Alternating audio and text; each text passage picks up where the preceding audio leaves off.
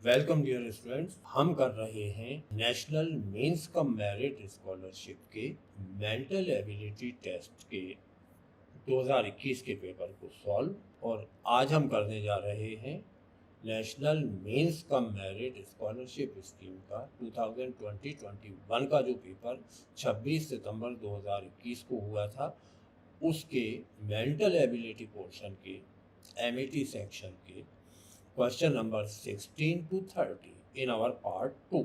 आप लोगों ने पार्ट 1 देखा होगा, समझ में आया होगा। नहीं देखा तो उसकी लिंक इस वीडियो के डिस्क्रिप्शन में भी दी हुई है।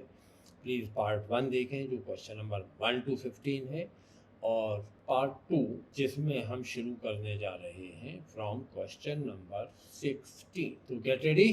कोडिंग और डिकोडिंग के लिए मैंने आपसे कहा था कि अल्फ़ाबेट पूरी लिखी हो जाए और फिर एक बार उसे बढ़ते क्रम में नंबर दे दिए जाए। Write down alphabet at one place and give number from 1 to 26, ABCDEFGH up to Z, और 1 से लेकर 26 तक गिनती पहला काम। दूसरा काम होगा the second work will be right down alphabet and give number from backward direction. पीछे से नंबर देना शुरू करो, 1 2 3 4 से बढ़ते हुए A को 26 देंगे, Z को A। फिर सारी स्कीमें बनती जाती हैं। चलिए देखते हैं। क्वेश्चन नंबर 16 इज, अगर कॉन्स्टिट्यूशन को इस तरह से लिखा जाए OS SN IT UT IT NO, तो फिर प्रेसिडेंट को उसी कोड में कैसे लिखा? तो देखें क्या हो रहा है। CO को पलट के OC लिखा, NS को पलट के SN लिखा, TI को पलट के IT लिखा, TU को पलट के UT लिखा। Got a pattern? एक सिस्टम समझ में आया। अब इसी सिस्टम से हम प्रेसिडेंट का आंसर ढूंढें। तो PR को पलटेंगे, PR को बदलेंगे तो RP कितने विकल्पों में है ये देखो। पहले RP पहले में है, RP दूसरे में है, इसमें PR है, इसमें SE है, तो B और D उत्तर तो अपने काम की रहे ही नहीं। अब आपको फोकस करना है आगे कहाँ चलते हैं। ES को पलट के करना चाहिए SE, इसमें ES दिया है तो ये SE वाला, मतलब C वाला उत्तर सही है। आगे भी चेक करके देख लो, वही पैटर्न फॉलो होगा। मेंटल एबिलिटी टेस्ट में you have to save time, वक्त बचाना है। तो अगर किसी लॉजिक तक आप बहुत जल्दी पहुंच जाते हैं तो there is no need to verify till the end, आखिरी तक जाने की कोई ज़रूरत नहीं है, आपका उत्तर सही है। 17th है, अगर कुछ भाषा में चैंपियन को NOIPMAHC ऐसे लिखते हैं तो नेगेटिव को कैसे लिखेंगे? In a certain language, champion is quoted NOIPMAHC. How is negative quoted in that code? इस कोड में कैसे लिखेंगे? अब देखो, चैंपियन में इसे लिखने के लिए क्या कर रहे हैं, उल्टे क्रम से मिलाओ। CHAMPION,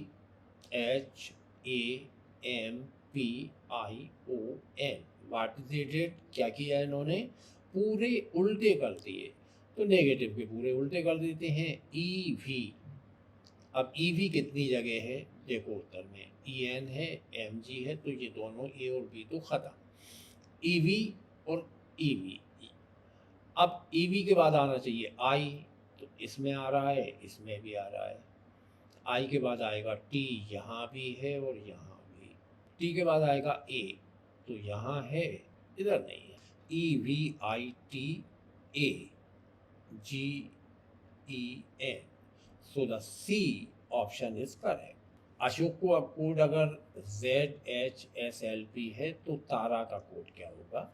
अशोक 1, S का नंबर है 19, H का नंबर है 8, O का नंबर है 15 और K का नंबर है 11। ये इसके एक्चुअल है। इसे जो लिखा गया है उसे देखो। अब क्या कहा था लिखने को? ZHSLP।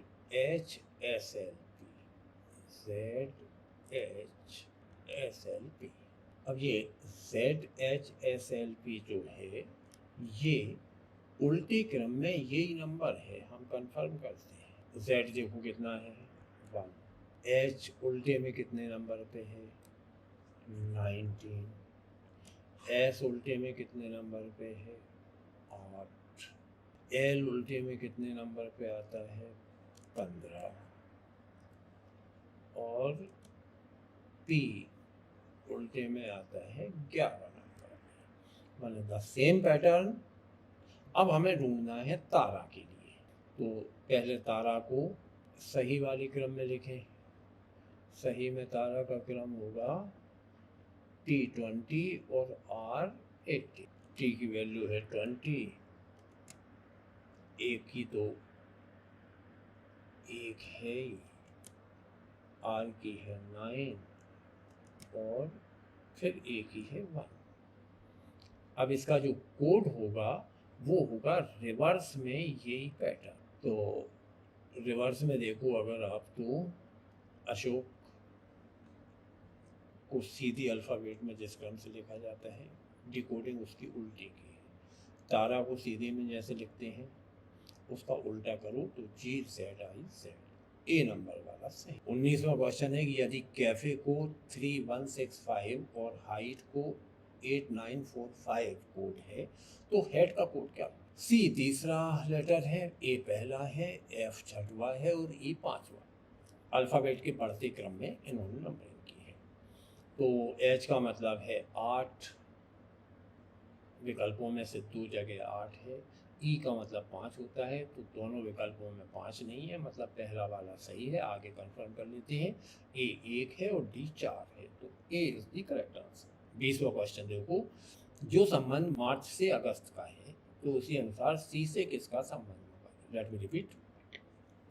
जो संबंध मार्च से अगस्त का है तो उसी अनुसार सी से किसका संबंध होगा? If March is to August then C is to. जो रिश्तेदारी मार्च की अगस्त से है वही रिश्तेदारी सी की किससे है?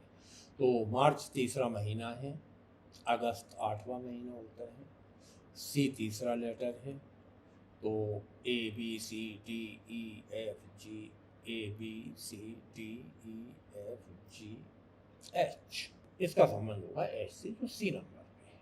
ओके, अब एक निर्देश है कि प्रश्न क्रमांक 21 to 25, 21 से 25 तक के लिए दिए गए पिरामिड के आधार पर प्रश्न हल कीजिए। Solve the following questions from given pyramid. Question number 21 to 25 के लिए इस पिरामिड को देखते हैं। तो इस पिरामिड को हम एक जगह अलग बना लेंगे, फिर करते हैं। देखो, पहला तो सिंपल है, इस पिरामिड में जो लोकेशन है उससे मिलती जुलती लोकेशन ट्रेस करना है। BCG और DCG का रिश्ता देखो, तो BCG ये हो रहा है BCG और DCG माने DCG, इधर से आके नीचे तो इस तरफ से आके नीचे। ओके, अब EGU एक एक छोड़ के EGU, इसका रिश्ता किससे बनेगा? IGU से। IGU पहले विकल्प पे है, इट इज द आंसर। आया समझ में? ये पिरामिड दिया हुआ है, Z नहीं है इसमें। अब BCG और DCG, तो BCG यहाँ और DCG यहाँ, ये बन रहा है। मतलब एक बार ऐसे जाके नीचे, एक बार इस तरफ से आके नीचे। तो इन्होंने क्या कहा? EGU, इससे मिलता जुलता पैटर्न होगा IGU। It is answer. 22वां देखो, EJQ और FKR, इन दोनों की पोजीशन देखो, और जो शेप यहाँ बन रही है वही शेप IPY की किसके साथ बनेगी, ये पता लगाना है। देखो, EJQ